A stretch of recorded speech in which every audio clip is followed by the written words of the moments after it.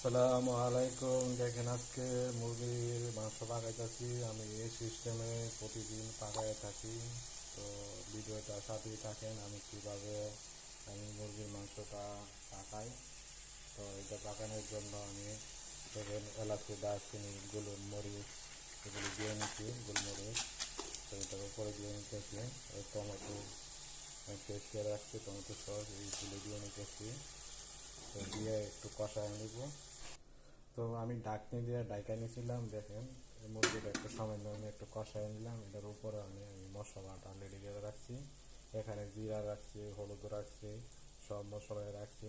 মুরগির গরম মশলা এগুলি রাখছি, এগুলি উপরে দিয়ে নিতেছি। এভাবে দিয়ে নিব। তো সামান্য একটু কষা ছাড়লে আমি ডাকনি দিয়ে ডাইকা দিব, পানি দিয়ে দিব। তো দেখেন আমার মুরগিটা কষা হয়ে গেছে, মশলাটা কষা নিয়েছে। আমি পরিমাণ মতো পানি দিয়ে নিতেছি উপরে। তো এটা অনেকক্ষণ বয়েল করতে হবে মুরগিটা।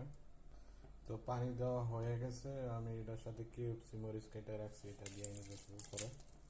পরে ডাকনি দিয়ে ঢাকা দিব। সব কানাতে দরকার পড়ে এই টমেটো সসটা। তো এই টমেটো সসটা বানাইতেছি, পাশাপাশি পেঁয়াজটা বাজে নিতেছি চাউলের উপরে দেওয়ার জন্য। আরও আলু ভাজবো। তো এইদিকে আমার মুরগিটাও বয়েল হইতেছে আস্তে আস্তে। তো আমার টমেটো সসটা হয়ে গেছে। আমি ডাকনি দিয়ে একটু ঢাকা দিয়ে বাস হয়ে গেছে এটা বানানি। তো আমার পেঁয়াজ ভাজাটা হয়ে গেছে, আমি উড়াই নিতেছি। আমার পেঁয়াজ ভাজাটা উঠাই রেখে জায়গায় রাখতেছি। পরে আলুটা ভাজবো। আলুটা ভাজার জন্য কড়াইতে দিয়ে নিব, ভাজে নিব। দেখেন আমার আলু ভাজাটা হইতেছে আস্তে আস্তে। আমি এখানে দেখেন মুরগিটা বয়েল হইতেছে। আমি চাউলটা নিয়ে আসছি, চাউলটা আমি ধুয়ে নিব। এখানে আমি চাউলটা এইভাবে ধুয়ে এক জায়গায় রাখবো, পানি দিয়ে রাখবো। আমি চাউলটা ধুয়ে এই জায়গায় রেখে নিছি। আমার আলুটা ফ্রাই হয়ে গেছে, আমি উঠাই নিতে আলুটা উঠাই নিয়েছি। দেখেন আমি পেঁয়াজটা ভেজে নিয়েছি এটা চাউলের উপরে দেওয়ার জন্য। তো চাউলটা হইলে দেব। তো মুরগিটা আমার বয়েল হয়ে গেছে, আমি উঠাই নেব। উঠাই আমি এটা ফ্রেমে দিয়ে নেব, আর মুরগির পানিটা দিয়ে আমি চাউল পাক করব। তো প্রতিদিনের এভাবেই পাক করা হয় এখানে। তো সেই জন্য ভিন্ন ভিন্ন ভিডিও নিয়ে আসি আপনার সামনে। মুরগিটা আমি কালার করব টমেটো সস দিয়ে, এই যেভাবে দিয়ে নিব মুরগিটাতে। তো পুরো মুরগিটা এইভাবে দিয়ে নিব টমেটো সস দিয়ে। টমেটো সসটা দেওয়া হয়ে গেছে, আমি এখানে ফ্রেমে দিয়ে দিচ্ছি। আমি চাউলটা ডাইলে নিতেছি। ও প্রথমত আমি লবণটা দিয়ে নিতেছি। লবণ লাগবে এখানে। চাউলটাও দিয়ে নিতেছি। চাউলটা দেওয়ার পর আমি চামিচ দিয়ে একটু লাইড়া নিয়েছিলাম। ও এখানে পরিমাণ মতো পানি দিয়ে নিতেছি।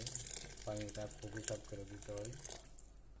তো পানিটা হিসাব করে না দিলে পানিটা বেশি হয়ে গেলে ভাতটা নরম হয়ে যাবে, চাউলটা ভালো হবে না। একটু সামান্য একটু লেবু দিয়ে নেব। এই লেবুটা আমি নিতেছি।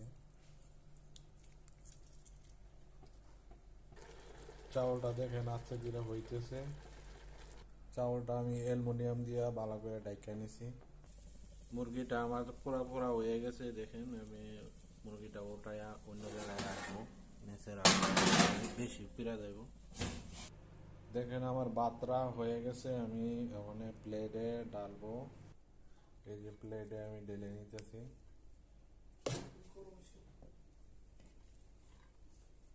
আমি চাউলের উপরে মুরগিটা দিয়ে নিলাম।